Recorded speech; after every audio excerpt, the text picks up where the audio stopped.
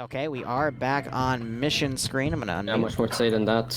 The river should be crossable in most areas, if you're wondering. So non-sequential sectors. Other than that, yeah, it's pretty basic mission. There are a Same couple BLUFOR attacking reinforcements at the GREENFOR. sectors. They have been marked on the map with black lines. So yeah, that's really about it. Okay, BLUFOR command, any questions? Nope. And yes, there is a guy named Joseph Stalin playing. Do Independent have any questions? Hello? Take the silence as a no. Great start. Right, lovely. Right, let's push to the second round of FNF EU. All right. Oh, didn't jump in the channel in time. There we go. All right. How you doing, Barb? Did you see the commercial? I did not. I mean, I saw it earlier, but Yeah, that's fair. I didn't catch it this time. That's a-okay. Go run a bathroom, but no, here we are for the second round. And I still, I should say, the commercial did look very good, and I'm very excited. I will be taking part of it, even though I know pretty much nothing about Stargate, even other than they had P90s, and I think that's pretty cool. That is entirely okay. So, looking at this mission here, it's non-sequential sectors. How that works is, so long as there is one person of the defending faction, in this case GREENFOR, in the sector, BLUFOR cannot take the sector until they either incapacitate, which means they force the guy into, you know, instead of the green arrow, you would see the medical symbol, or just outright kill him. And then once everyone is dead or unconscious in the sector, the attacking faction, if they have a guy in there, it'll automatically count the sector itself. So these are, again, non-sequential because there's no one that says active next to it. Also, if it being a sequential sector fight, the other two sectors wouldn't, you know, have the green area around it for the faction, depending on, you know, the color scheme being red, blue, or green, depending on the defending faction. But that is enough of me rambling. Let's have a look at the attacking faction. Once again, it is BLUFOR. Barb, what do we see? Well, we see BLUFOR, similar to what we saw last time. It is an American-based faction. This time it is the U.S. Marines MARPAT Woodland. MARPAT standing for Marine Pattern, but as Flux hops on top of his buddy's head, we can see that they are rocking the same equipment that we saw in the first round, that being M4s and M16s chambered in 5.56 by 45mm NATO standard, as well as two 40s, M240 Bravos chambered in 7.62 by 51 NATO for the machine gun teams, and I'm just making sure that I'm seeing one. Yeah, and M249 saws chambered in 5.56 for the squad level machine gun Stalin teams. is U.S. confirmed. In addition, we also have an 1117, an MRAP, a few Humvees that are armed, and plenty of transport. Quick note about the 1117. It in real life has a 40mm grenade machine gun and a 50 caliber heavy machine gun, but in FNF they rescript it so that it is a 240 and an M2. So instead of grenades, it fires 7.62 NATO. That is because 40mm are very powerful, and just spraying them around willy-nilly would shred any kind of defending team, which wouldn't be fun. Yep, so... Yes, the MRAP has an M2 and some nice shielding. The Humvees have M2s but no shielding, and then there are two just plain Jane Humvees as well. Yep, two quad bikes, and we have 1, 2, 3, 4, 5, 6, 7 transports, plenty for everyone. I was cracking up because I just realized aim at the balls censored the balls part of his name. I saw that too, and I don't entirely know why. Cracked me up. I guess the staff took a bit of a grievance with it, because I guess it's an NSFW name or term. I think he just did it to troll, but either way, my chat is also pointing out how it's... Yeah, right? My chat's also cracking up at the fact that Joseph Stalin is playing BLUFOR as his name. There's also someone named Kami Slaughter, so that's a nice... Yeah, in BLUFOR. Gosh, 2021 is such an interesting year so far, ain't it? All right. But otherwise, that is it for BLUFOR. Let's go ahead and look at GREENFOR. Well, number one thing I'm going to look at is, does GREENFOR have body armor? And yes, some of them do have body armor. A few don't, but it's a good mix. We're seeing some, it's the, what do I call this? It's like Russian webbing. It's like a chest rig, but it doesn't have plate carriers. Well, there's also some with outright plate carriers, but this is kind of like the Insurgents group Yes, for it's GREENFOR when they irregular run these. forces, Yeah, just a lot of different guys with a lot of different gear. Usually it's 7.62 weaponry, which I am seeing on the AKMs here. Yes. And other than that, PKMs, PKPs, but the marksman usually gets a Mark 14 instead of the SVD. I'm going to look at X-Ray real quick, see if I can find him. No, Wax, Nope, it is an SVD. Yeah, it's an SVD with that same scope that we saw last time, so interesting call there. As for GREENFOR Vix, we do have 2 technicals with M2s on them, a BTR 70, and a couple of DShKs statics as well. I think just one. There should only be a single DShKs static according to the roster. But otherwise, they're already getting mounted up and ready to go. Let's take a look at Sector 1. Yes, and like you said, these are non-sequential, just like the first round, so they can take them in any order, but they do have to take all of them. It's a lot simpler to take these sectors than it is to take a terminal. Just get in and smash any contention, and BLUFOR will take them over with just one guy in them. But starting with Sector 1, little warehouse area, not bad. Nice 2-story house overwatching the entire area. Oil drum, some scattered buildings, rocks, trees, cover. So Not this a bad one, place, but yeah. yeah, it's average, I would say. You got some good defensive positions within the sector, but BLUFOR has a really good approach vector on it. There's a river in the way, which can be crossed by infantry as a little bit of a slowdown, plus it's, you know, open area that GREENFOR can guarantee to get kills on, but there's not really any good spot to be on overwatch for that river without kind of exposing yourself on the eastern side of the riverbank itself. So I doubt, again, when you see 3 objectives that the defending faction is defending, for lack of a better term. Usually they abandon 1 and focus on 2, and I think we are going to see that with them holding sectors 2 and 3, but this BTR could still move up to that sector because it is loaded with guys, but it looks like it is pulling back to hold sector 2. So let's have a look at sector 2 here. Yeah, we're seeing a theme play out with Sector 2 so far, and that it is easily looking like the best sector to defend. Looking at the map, this bunker and Hesco area is the actual defense area, not the town that it, or not, I wouldn't even call it a town, but these buildings that it's next to. That's part of it, but it is really just this Hesco barrier area. And this is pretty nice, though. It's really nice. These I recognize these trench models, but like the way that they've set it up is masterful. It is a very good little trench line, very World War I. But in the modern era. Very nicely done.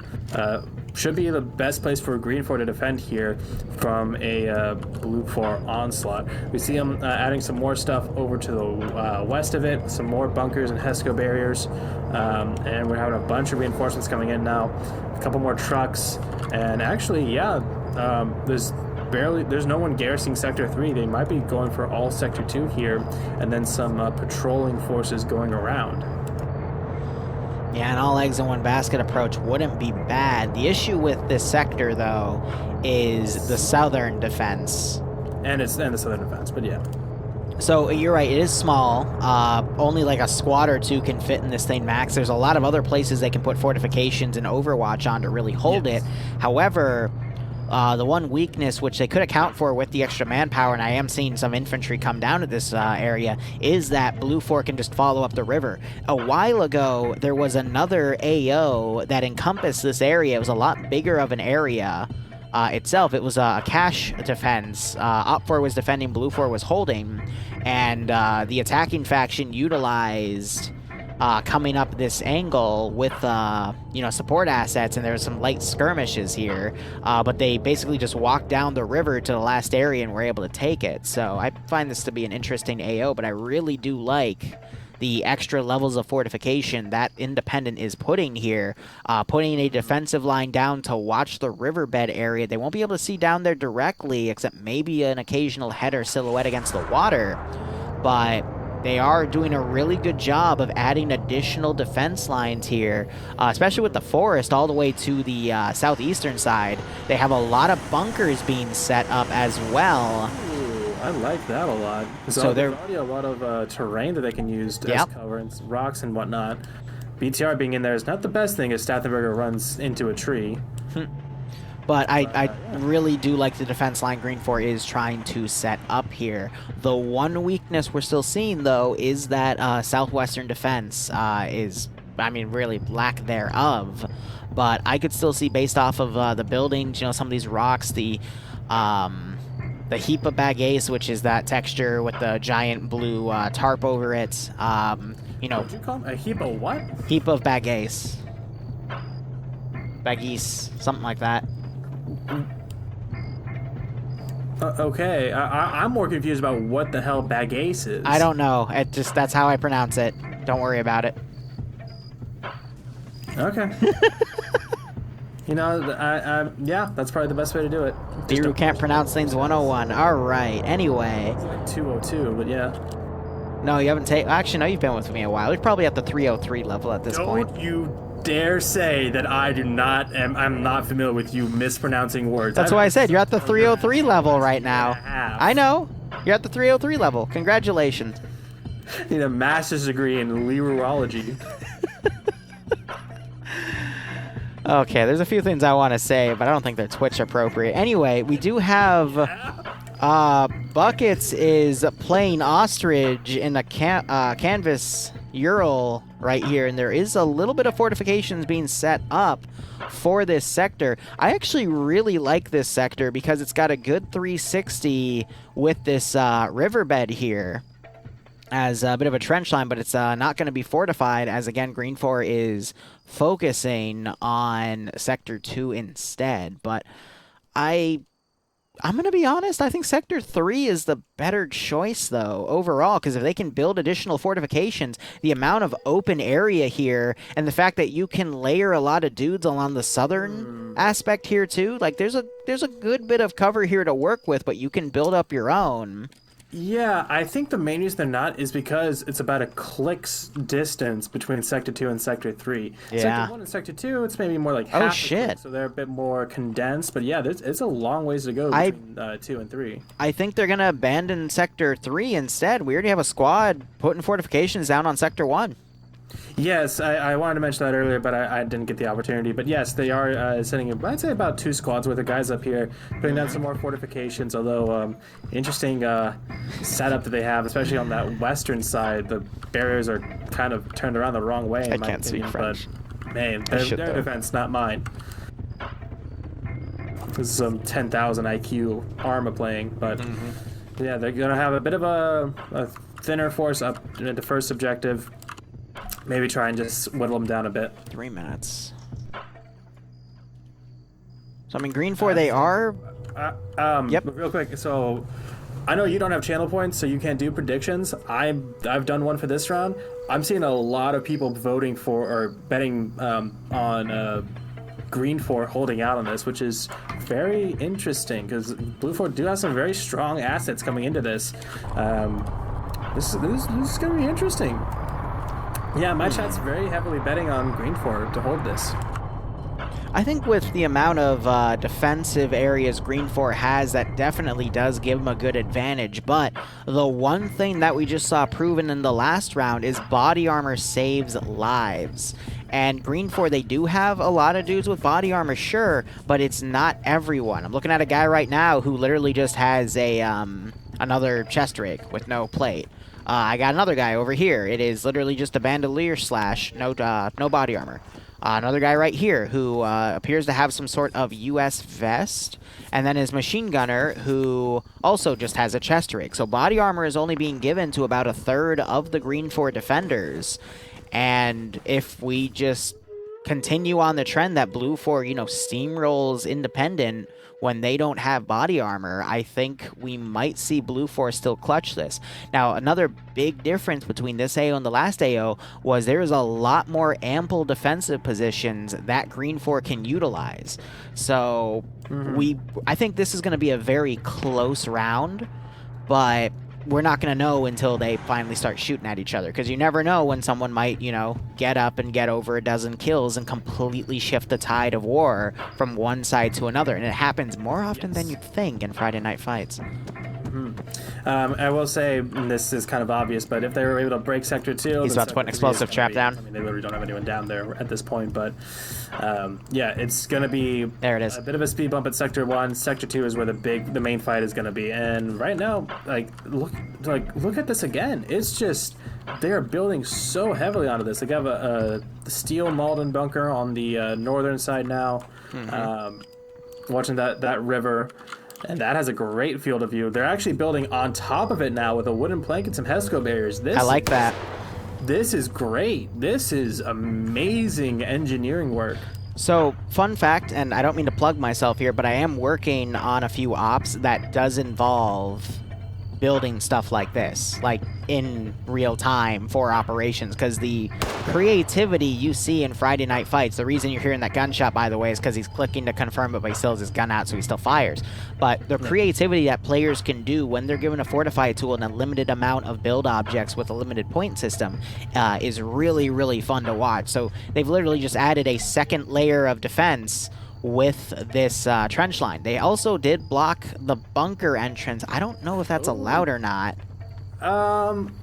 Yeah, that's... Because you're not supposed to block doorways, but I also like... Chosen the other Malden bunker that doesn't have the two doors. I don't know. But look at what they did with their fucking technical. Yeah, they put mines down. Wait, why'd they shoot it up? I think that was just damage taken from hitting something, but they took the tires out and they've layered them on top of the trench to add more cover. Yeah, and I guess to also act as a minefield in a way, but yeah, look at the M2 mount on the back of the technical. It looks that can look busted. It's still usable though. As long as the car's still up, you can't disable the back technical without specifically mag dumping it. That's just, part of the texture itself. The tires aren't being used as mines because they're not directly on the ground for, physics mines, as we like to call them. So it's literally just added as extra security, and the blackened tire just means it's a lot more damage, so. I find that kind of funny, though. Absolutely. I think, yes, mission This is not a Zeus interface. This is a spectator interface. And not a lot of them staying on the western side of the river. We're actually seeing the quad bikes go over to the railroad crossing to the south of Mulunkila. Real quick, we also have 9 guys across 2 Urals going up the MSR on the right side. Right on the border. Yes, that's interesting play. And then we've got... Yep, go ahead. That's like 8 people. That's 9 people. 8 people in Vagrant's truck, and then Christensen, T4 Christensen in his own truck. So that's a decently sized force, and if they set up in time, they're completely abandoned Sector 3. X-ray team for BLUFOR as they're crossing along the parallel to the railroad tracks on quad bikes. It's gonna hold up, and then close. Real quick, you got 4 guys that dismounted in the town of Hitanamakai. I can't pronounce that. Good try. For GREENFOR, thank you. And they have dismounted just in time to meet Alpha 2, but Alpha 2 miraculously is pulling away, but those are the 2 armed 50 cals again. So once again, GREENFOR might get an opportunity here to snipe some of BLUFOR's assets early on. Edwin is actually setting up really almost on top of those railroad tracks, and X-Ray is still coming down very fast in those quads. This could be interesting. As I say that, though, they do dismount, and they're going to be going on foot from There's here. no Zeus's for FNF. So they're going on a bit of a flank through the forest. I'm trying to see angles of attack on this. Looks like Alpha 2 for GREENFOR. That lead, S. Fisher and J. Stark, way to the northeast of Sector 1. They have an early warning force, and like you said, those guys to the west on the other side of the river, and this 9-man force on the eastern side of the railroad tracks, all kind of just spreading them out, and not so much to be a flank defense, but more of an early warning, as the most of them have. They're still around this Sector 2 area, though I'm seeing a lot less than I saw at the beginning, which is a bit concerning. They might have, what's the phrase? They overcomplicated things. I can't think of the phrase, but that's the best way to describe it. They might have overcomplicated their defensive line here and overcompensated for, the I numbers disagree. that they have. I disagree. GREENFOR is just trying to find where BLUFOR's advances. Sending 8 guys along the right flank, I think, was a tactical decision just to make sure that they had all of that locked down, but it has led the blind spot of the train tracks being utilized. Because I guess GREENFOR didn't think BLUFOR would actually use those. But As you say that, Holton has spotted them. He's in a bunker on the hill just to the southeast of Sector 2, and he has eyes on those quad bikes as they're pulling up. does he have a machine gun? He has No. an AK, and Paladin also has an AK. But it's 2 versus 4. Yep, shots going down by Stanners in the barn. Dream. Turned around. Jesse's Yep. still going strong though. He's now stopped, and they might dismount here and try and they need to do something. Ooh, quick dismount, avoiding gunshots right there. GP Great. catching in the rock. Wait, no. Yeah, you're right. I thought that was match GL, but no. Dream getting picked off by the barn. So BLUFOR played that a little too cocky, but BLUFOR looks like they're doing a pincer move of most of their force going through the forested areas and one group going... Ooh, that's not good, and his battle buddy Fred is also down. But yeah, BLUFOR is... down as well, so Jesse's the last one up. So this is all BLUFOR X-Ray getting taken out early on, and that's really great to see for GREENFOR here. Dream taking cover behind his blown-out quad bike. If they were to mag dump that quad bike, though, that would make it go on fire. He puts a smoke grenade there to try to conceal himself. And you got more GREENFOR QRF coming around to try to get rid of this recon team. But that would really help to blind BLUFOR on their advance here past Sector 2. But BLUFOR, again, they're going for a 2-to-1 ratio on a pincer maneuver. 2/3 of their force going through the main forested area, 1/3 going into the riverbank, but it is exposed. And you got the 2 armed Humvees on the left side, and then a command team ready in the back with the 113. Actually, that's, I think, just the MRAP and the 117. Excuse me, I called that a 113. They're waiting to call those in when they're needed because they don't want to have the audio give away their approach. Yes, so 2 X-ray for BLUFOR's credit. SLGM has looked back up, pulled back to Fred and trying to wake him back up. But Matt and Jesse just both... Yeah, Jesse just got knocked out. Matt, too. And that's a lot of fire coming in on them. They were not able to move quickly enough. Yeah. And they got a great reaction from GREENFOR coming in to very much neutralize this squad. And that is a big deal, especially with these this terrain just in general on Ruha. A good keyhole with a marksman rifle can be very worthwhile. And again, SLGM is still up, trying to wake Fred back up, but I'm seeing a lot of blood on the ground and no real route of escape for Dream to get out of here. Matt getting double tapped. Jesse also getting double tapped. And we're also seeing both Delta 2s on both sides starting to engage each other at Terminal 1. My curiosity here is, when is GREENFOR going to order their 2 far flank groups to close? I think they were originally deployed there for recon purposes, just to see if BLUFOR was going to try any wide, elaborate flanks here. Yeah, but BLUFOR is going to keep this simple. So that gives GREENFOR the advantage of, once they realize where the main attacks are coming from, they can then call for those flanks to collapse and start attacking the rear element of these BLUFOR pincers here.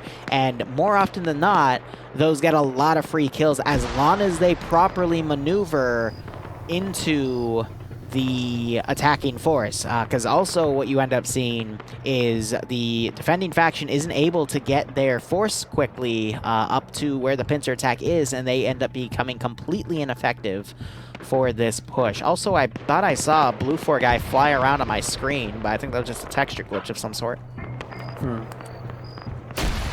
Yeah, this over on to the east of Sector 1, this attack across this huge open field is not great, because this is just plinking at each other across, what do you say, that's 200, maybe 300 meters? I think it's just to harass the defending force as the other half of the pincer moves up from the riverbed. By exchanging shots here, they're pulling GREENFOR's eyes, to look over at this BLUFOR group here as the other half comes in. But the weakness for that, as I've already discussed, is that GREENFOR is starting to close that right flank on this pincer. In addition, Tessic is on the northwestern side of Sector 1, peeking Oh, over man. with some rangefinder, and he's taking some shots now, so he's going to be able to call that out and say, hey, I'm taking shots from the west side, pull back, and let's actually, you know, huddle up for this. TSB is not pulling any southeastern security right now. We have a few guys kind of looking around here, but they're too focused on the direct south and not the southeast. And actually, no, that's the direct east, and that's exactly where GREENFOR is coming up here. Yeah, GREENFOR Echo. Ooh. This could be a very swift strike for GREENFOR here. Hold up, BLUFOIR now pulling some good security. GREENFOR put some shots out on Owl and Mike. They're not pulling back. Yeah, I think that was Sergeant Robertson opening up. Not the greatest call, because not a lot of them are in position and are able to support. And now we're having BLUFOIR. The armed Humvees are firing from across the river into the large shed, trying to keep GREENFOR suppressed. But what I love about this area is there is an explosive trap in the large white shed on the northeastern door, and there's another explosive trap over the trench line.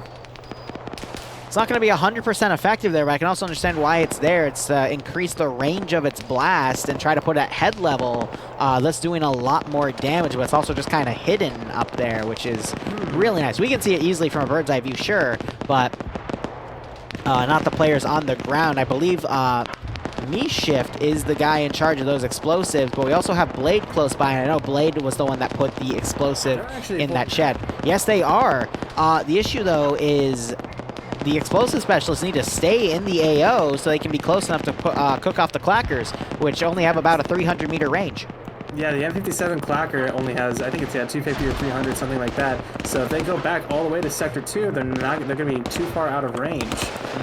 But they are pulling back for better or for worse. So GREENFOR's right flank here is still harassing the BLUFOR group. No one's really scoring any kills, but it might be another distraction play for GREENFOR Foxtrot 1 to come around. And we've got Vagrant and Buckets in this group, two really good players in Friday Night Fights. And if you let them get close to an enemy line, similar to Scandi Recon, they will start shredding people. And they are a Foxtrot group, which means they have the machine gun, and I believe it is Buckets that has it. And again, he is one of the players where if you give him a heavy weapon, he will start getting people. But I think he's bipoding now. I think he spotted Dotaris and Noakes. That's actually unlikely, though, because they're really far in the low ground. I think they're just waiting for an opportunity to strike at people and open up another flank. But BLUFOR looks like they're trying to pull their guys over to keep harassing that area as GREENFOR is pulling back. I was really worried because they didn't have a lot of guys in the defense line here, but yeah, no, the whole point of this was the pullback. But yeah, friendly fire by Stanners in the BTR-70, firing at his own Vic. Truck. It's a green truck too. Oh, engine goes out. And yeah, that is an absolute misplay. Jeez, I've never seen Stottenbay do something like that. He's one of the vets. Yeah. It's a major miscall right there. I don't know, but that truck's out of commission. Some people are down, some people are hurt. So they're going to be wondering what the hell's going on.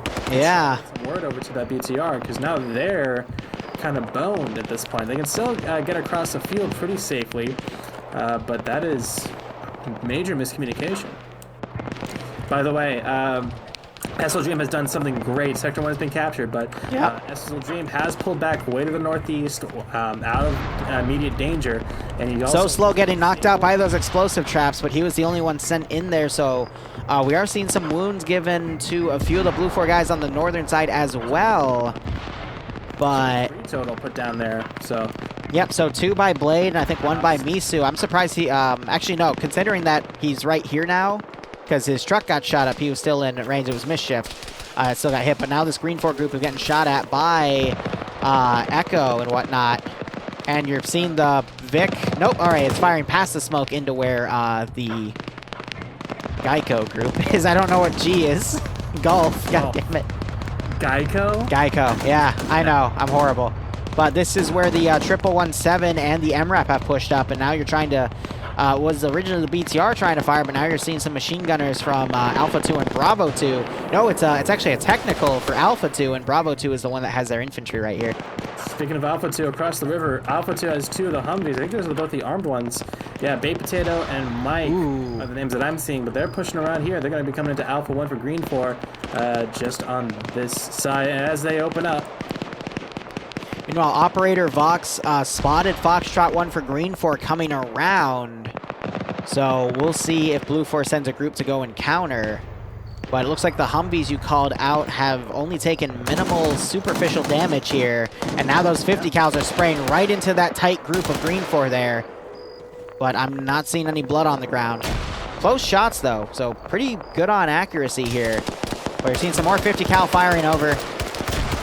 But the spacing of GREENFOR here is way too tight. These are doing some damage. Yep. Smoke being thrown, headshot on one of the AK guys. He is dead. That was Jay Smith, who got domed. Yeah, GREENFOR, again, the spacing here was way too tight.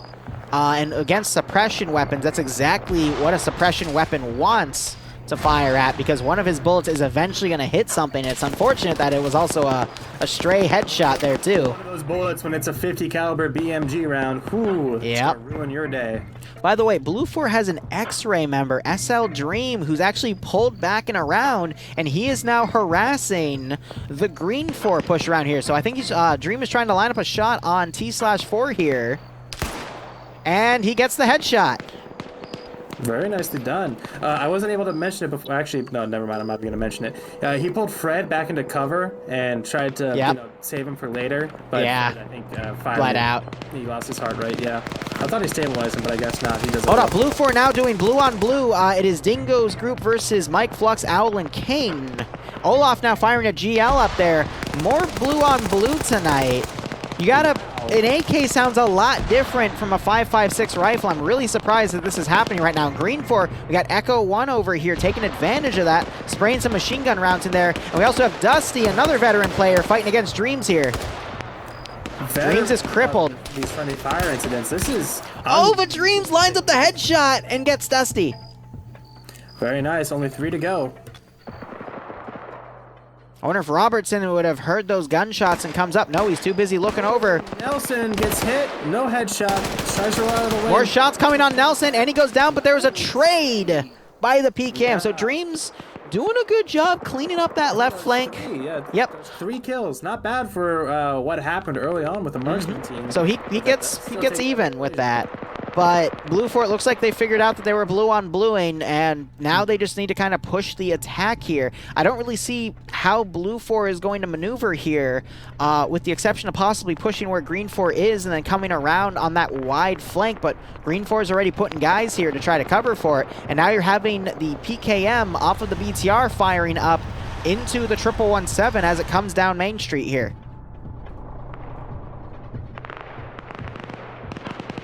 You know, looking at GREENFOR's numbers compared to BLUFOR, I'm kind of scratching my head wondering where these numbers have gone. I see X-Ray for GREENFOR now trying to close the gap. They're about a few hundred meters north of Sector 2, potentially trying to come down the riverbed to flank the riverbed group for BLUFOR, but by then I think it's going to be a bit too late because they're really close to the objective itself. GREENFOR is going to have to do an exceptional job here holding this line, but their numbers are going to be stretched real soon when that riverbed group comes up. So hopefully for BLUFOR, the 50 cals can pick off some more kills here, but... Opening up on the river group right now, I think Infidel or Finn started shooting through the trees, and there's some return fire going out. But yeah, they do have a decent amount of guys here now that Sector 1 has been pulled back. Even though, thanks for the Twitch Prime sub, my man. Hope you keep enjoying the operations. Well, it was hope you get a kick out of this. BLUFOR Foxtrot 2 was actually maneuvering back and spotted them out. Yeah. Vagrant that got taken out, and it's just buckets now. Earlier, Operator Vuo, who is part of BLUFOR Foxtrot 2, is actually where the marker goes. He did spot these 3 going around, so I think now BLUFOR is sending guys over to clean these guys up. That is going to buy time, though, for Bravo 2 to come up. The other and we McGowan got taken down. Sorry. Standers just almost got a RPG-26 shot on Mountain's 1117. He was able to, 1117 was able to snipe out the gunner off of the 50 cal technical, but it looks like the gunner actually just woke back up and is pulling back on foot. So, bit of a stalemate there, but I'll be curious to see how Bravo 2 maneuvers, and if they're able to set up across these train tracks with a machine gun and catch BLUFOR as they try to cross in the open, they could get a significant amount of kills, but there's a little bit of a riverbed for BLUFOR to work with, but it's not enough to fully cover them. Meanwhile, yeah, Foxtrot 2 for Independent. Buckets got mowed down. Collins is now trying another elaborate wide flank, but I don't think it's going to be enough. Back at the main action here, BLUFOR Riverbed Group starting to engage with Sector 2 here.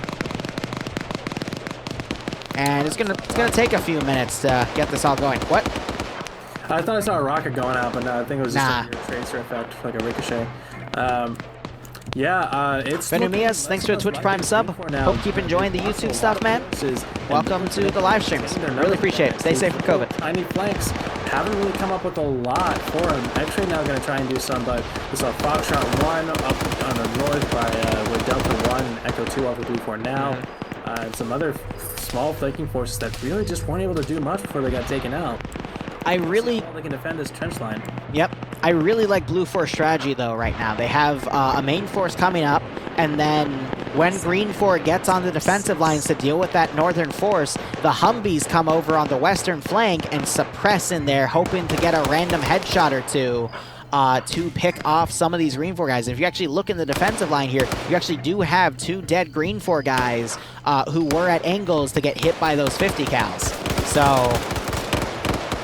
really good play there. It would be a lot better if BLUFOR had that other flank, that other pincer group in play to attack this objective from the eastern side, but GREENFOR's done a really good job of harassing that group with only a minimal amount of troops to keep them locked down. You also have X-Ray for GREENFOR starting to close the gap here, and they're going to actually run right into some of BLUFOR's forces within Echo. I just did a quick roster check. BLUFOR has 52 players still up. And that is amazing. That is a ton of people just looking around. I'll do a quick count for GREENFOR as well. I mean, the deaths seem pretty even, though, just like spotting the skulls. I'd say BLUFOR has slightly more dead, but BLUFOR also had that 50% numbers advantage, so they had another, extra 5 to 10 guys from the get-go anyway. And Monadic, thanks for giving Naps a sub. Always appreciate it, man. Meanwhile, GREENFOR X-Ray starting to engage Echo from BLUFOR here. Looks like Nick, who's part of GREENFOR, bandaging up after some grenades were thrown. More grenades being thrown as well, but they are not close enough. I'm curious, want to see GREENFOR try to send some guys around, possibly on the northern side, to attack BLUFOR's north as they send forces in. But BLUFOR, again, still, because they have those big numbers, is going to push it. Go ahead, go ahead.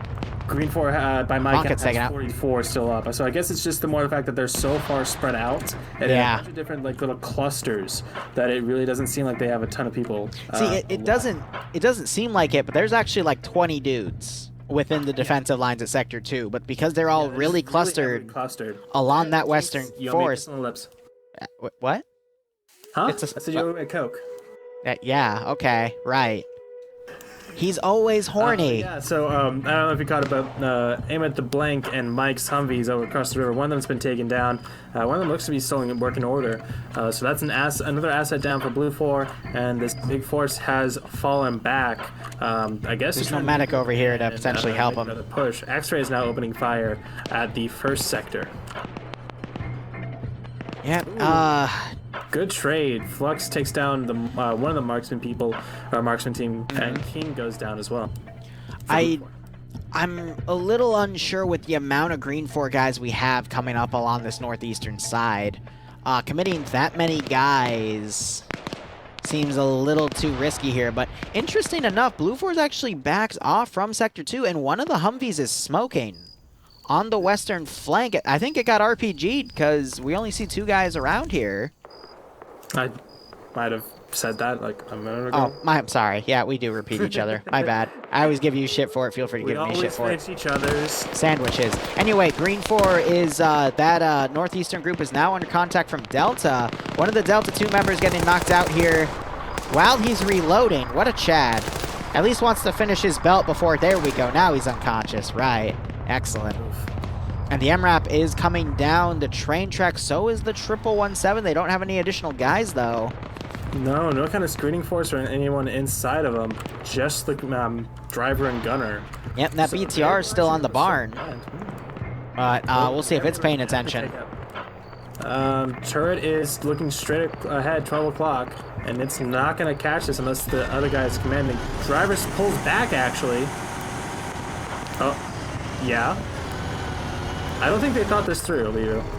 There's only one guy in there. Is it just Johansson? It's just the driver. Huh. Okay, so maybe he caught that and pulled back. I don't know how, though, because he only had a front-facing plate. Maybe he saw the smoke coming from the train tracks.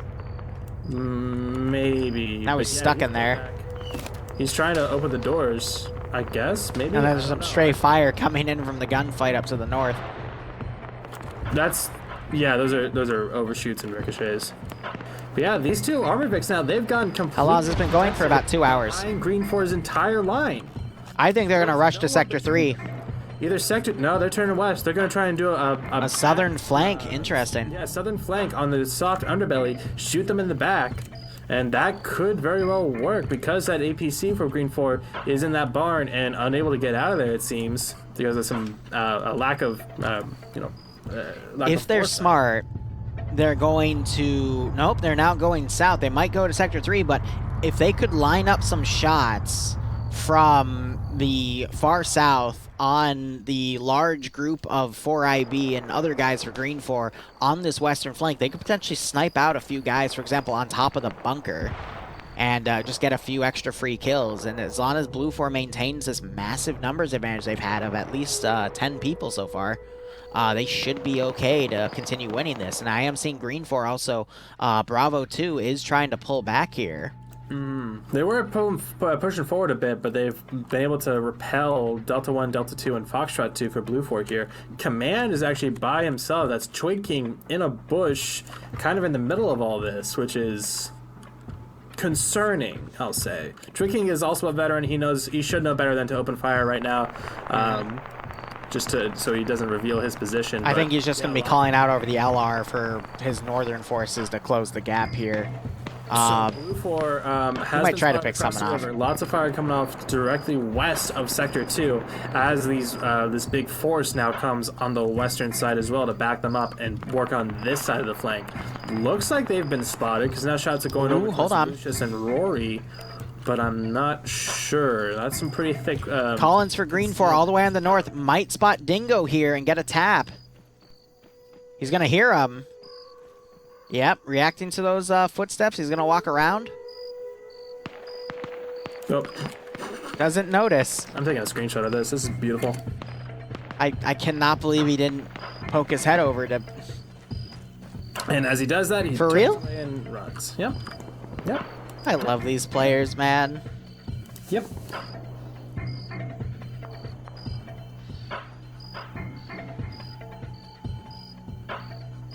I mean, to be fair... Oh, grenade! Oh my gosh. Wow. Could have been better, could have been worse. Takes down Bassbeard, the man who's buying me my maid outfit. Very nice. 2 right on Bassbeard, but he gets picked off by Rolo. And I think they're going to be able to get Bassbeard back up here. Because that was his first down. There is no medic around here, though. Yeah, well, he gets back up, like you say, and he should be able to get patched up. He does have wounds, looks like, on all 4 limbs. Gonna need immediate medical attention for that. I think Husky actually spotted Twig, because I saw a grenade get thrown over in that direction. Twig is trying to crawl away. Yep, now Husky's trying to do some suppression. And Twig immediately turns around and grabs the rock. But BLUFOR is bringing forces up to this area here. They're probably going to be able to catch Husky out of position, because he's going to commit to this little riverbed, but he might get spotted. But it just might be enough defilade to hide him. Excuse me. I like how you completely ignored what I said earlier, though. What, about the maid outfit? Yeah. Yes. I don't need to... I'm not going to say anything about that. Twig King, though, he has guns up here. Oh, but he pulls away at the last second, but he hears Husky. Husky spots him. Gets the first shot. And Twig gets knocked out. And now the rest of GREENFOR's group is starting to push up. But the force across the way here is starting to engage. They're firing at Husky. Husky's running up, blind firing. Doesn't realize he needs to double tap Twig. And now he's really exposing himself right here. Trying to fire on Mike. Kane firing at Husky here. Ooh, that helmet just saved him from a headshot kill. By the way, update on those two armored vehicles. They're down south, now south of Sector 3 by a few hundred meters. They're doing recon, definitely. Yeah, they see nothing is there, so they're going to be calling up and saying, hey, we getting double tapped. At Sector 1 and 2. There's no one here. So they'll be able to take that into consideration. Quickie is way out on his lonesome with an RPG-26. He's going to go for a yeet and a half with this thing. Yeah, I think he was coming down here to potentially deal with the 50 cal Humvees from earlier, because he's been down there for a little while now, but now that he hears these vehicles, he might try to go for some sort of vehicle snipe, but he has a lot to contend with here. Yeah, this might be kind of a suicide play, but if he's able to take down that M2, that could be worth it. Watching Kane here as he starts moving up the riverbank himself.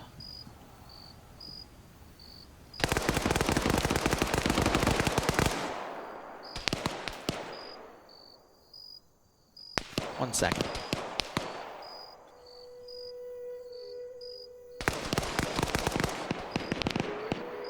Ooh, quickly gets spotted. Spam call. So he's going to have to pull back now because he got spotted by about 1 million BLUFOIR soldiers. Oh, wow. This whole group. Wait, all right, there's Kane coming up the riverbank. He just knocked out one guy, killed another. Paladin getting double tapped. Husky getting shot by Flux. I don't know if you said this. If you did, I'm sorry. Twigging is dead. Yes, Husky came up and shot him and then double tapped him.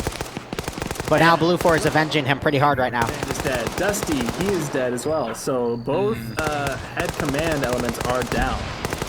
Interesting. Now you got BLUFOIR just randomly spy.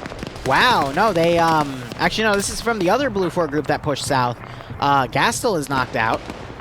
And you still got a few GREENFOR guys here trying to fire on BLUFOIR. All those tracers on the western side. And you're referring to the main fight right now, right?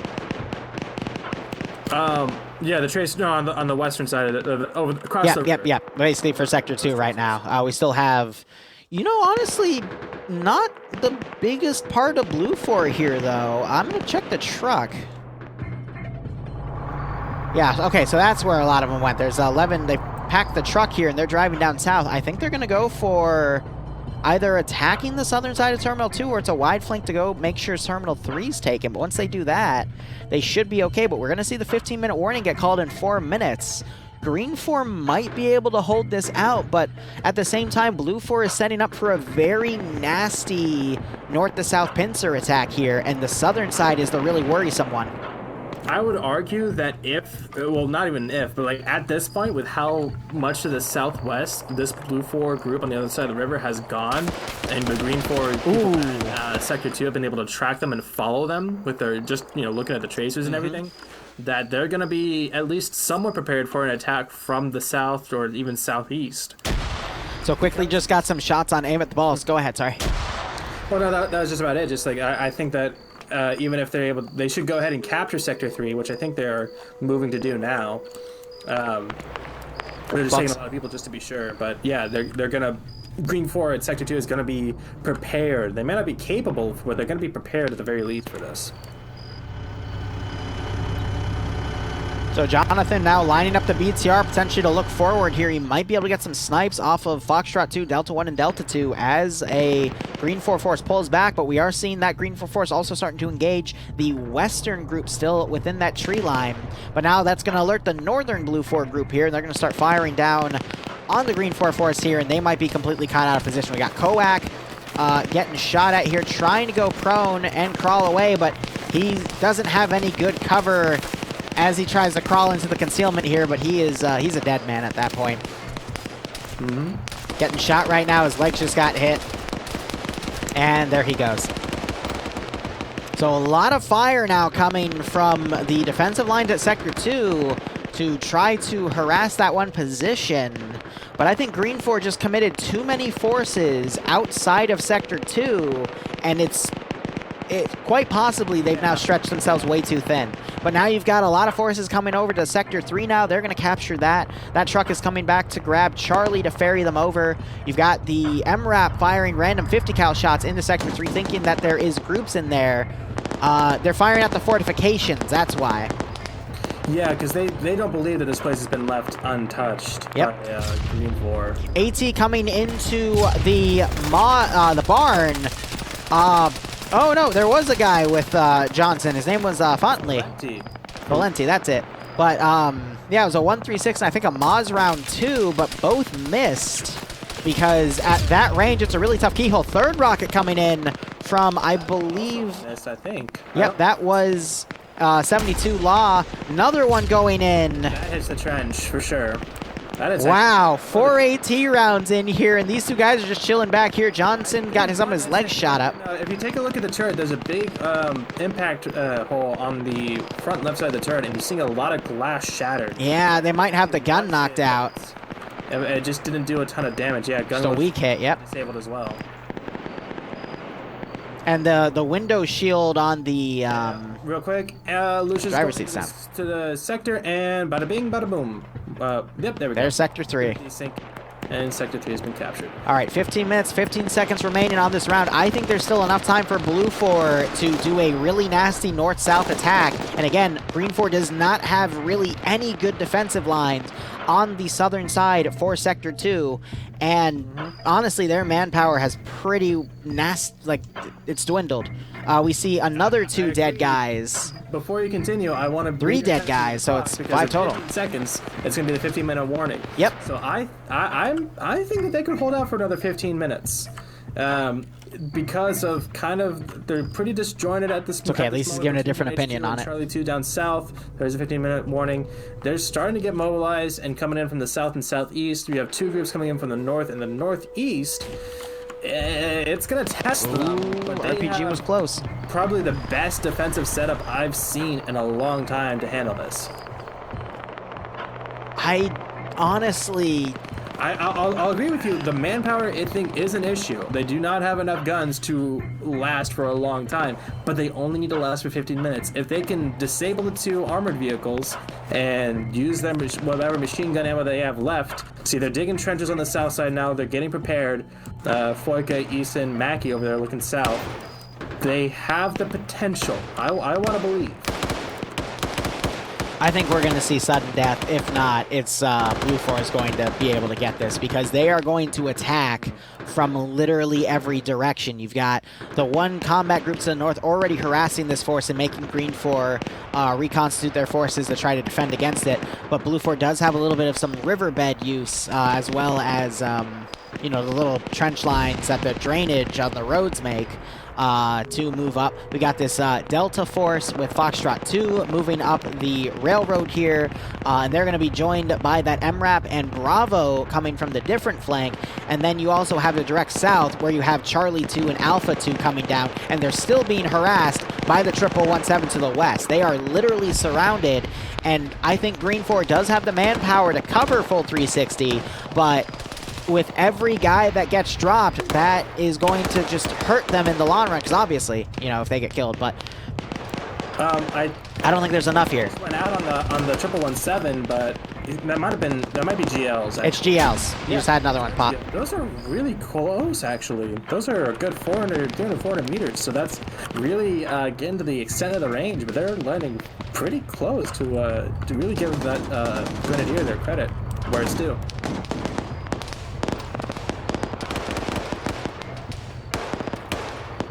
My point is, GREENFOR may have enough manpower to do a full 360, but because they're going to be attacked from all directions, all of their defensive lines are basically going to get outflanked with the exception of the actual sector itself. So I'm waiting to see the pullback to that sector.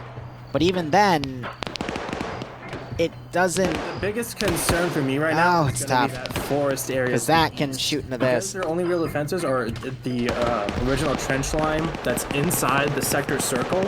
Yep. We don't have a ton to really defend against probably the closest engagement range they're going to have. We do have one of the Humvees now coming up from the south along the MSR. The MRAP is over to the east, last I saw, but I can't find it now. Yeah, it's behind the bar now where the BTR is. And it looks like they might be trying to repair the BTR, actually.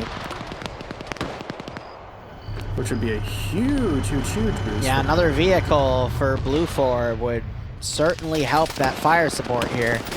Now the 177 See, got Candy getting shot at. Artist now goes down. Candy's torn to shreds. Again, it's because of that full surrounding. You can basically shoot at people that are trying to take cover from a different direction. All that XCOM outflanking, man. Absolutely. Other guy just got picked off. In this case, they don't miss on a 97% chance to hit. And BLUFOR slowly pushing this new force in. They've got the Bravo force coming in along that eastern flank. I think we're going to see GG in about 7 minutes. I think at the hour mark. Because that's when you're going to have BLUFOR close in at this point. It's going to be close, but... Yeah, now, like I said, or kind of what I feared, Delta 1 now, Delta 1, Delta 2, and Bravo 1, they're coming into this forest now and going to be trying to use that cover and conceal... He's got shot at from 3 different directions. Lots of fire coming in from the south now, direct south. As well as these guys shooting across from the buildings to the southwest. See, now, if BLUFOR was only attacking from a single flank, I would think that Jabs and Skip coming on one side and McGowan and Quickly coming from the other might be able to do some assistance, but this is literally... It's not full 360 anymore. The BLUFOR group is actually starting to collapse to be more west, but it's because they're avoiding the open areas. So I'm doing a quick look for AT. I see 2 sticks of RPG-26. That was the technical that blew up. I don't know what hit it. But... Jabs has the RPG-32 for GREENFOR. Dingo's about to walk right up on him and gets the kill. Skip, meanwhile, running right into Dingo. Skip manages to knock Dingo out. McGowan and Quickly, they just bypassed Grav, and now McGowan's going to be taken down by Grav here. Oof. I say that. McGowan and actually away from it. And vehicle blowing up in the GREENFOR's line here. A lot of them have pulled back to the final trench line. Yep, Yanni's pushing up. He's really pressing the... here's Scandy really pressing the issue. That's Candy. That was one of the AT-6 that just went down. Charges go off all along. Little premature because they freaked out on Scandy Recon's push here. I don't even... And here's the grenade spam. Oh, yeah, and here comes the push from the east. Oh, no. And there goes the other truck. So GREENFOR running into that bunker right there. This is a great move from BLUFOR. They really put the pressure on them fast and quick. They didn't allow themselves to get bogged down. They pushed in immediately. As soon as they were ready, they pushed in from all sides. This is very well executed. I told you, man, 7 minutes, and that was 2 minutes ago. 117 just flipped itself in the river. Amazing. If only they did that 10 minutes ago. Yeah. They've been really effective, though. We just saw 2600. Nope, 26 is BLUFOR. Whoever the GREENFOR guy was in here, 2600 just mag dumped him. They was able to be even trade there. They flipped the 117 back over. Nice. Neither of them have a kill, though, which is interesting. They definitely got a lot of damage, so don't be afraid to give them credit. But yeah, I'm seeing 3 people alive in the sector versus about 30 all around them. That is not good odds. Come on, Adriano too. It's picked up a PKM. You're not going to see it here. There's way too many guys. They're way too closely spaced. The whole reason Adriano happened as an instance was because the infantry were so farly spaced out that Adriano was able to singly engage them and win the fight every time. BLUFOR focusing on this bunker. Honestly, don't need to because it's not part of the objective. So I think Scandy Recon's going to reach a screeching halt here, but we're seeing grenades being thrown. There is a miscoordination here as BLUFOR is now grenading their own guys. Oh, Lord, yeah, they're kind of bouncing around all weird. BLUFOR has the stolen VTR, and they're pulling that in. Explosive trap making Bud Cheese fly away. Oh, man. More explosive traps going off. Cheese. Now he's Bud Cheese. Now he's Bud Cheese. Yeah, so they might have actually had a rule about, I guess, inappropriate. I don't know. Weird. Watch your profanity. Oh no! The MRAP and the 117 just collided. Awesome. Map Nora and Lolo get out. Oh, Lord. Well, it's unflipping, but yeah, there goes the sector. BLUFOR overpowered. And I was actually wrong. It wasn't 7 minutes. It was only about 4.5. 4, yeah. From when you said, yeah, I think about 4. Now more charges are going up. I guess they were on timers or something, because they're going up way too late. GG. GG indeed. Right. So you're going on the ground for round 3? Yep. Good luck. I guess I'll try. I'll try.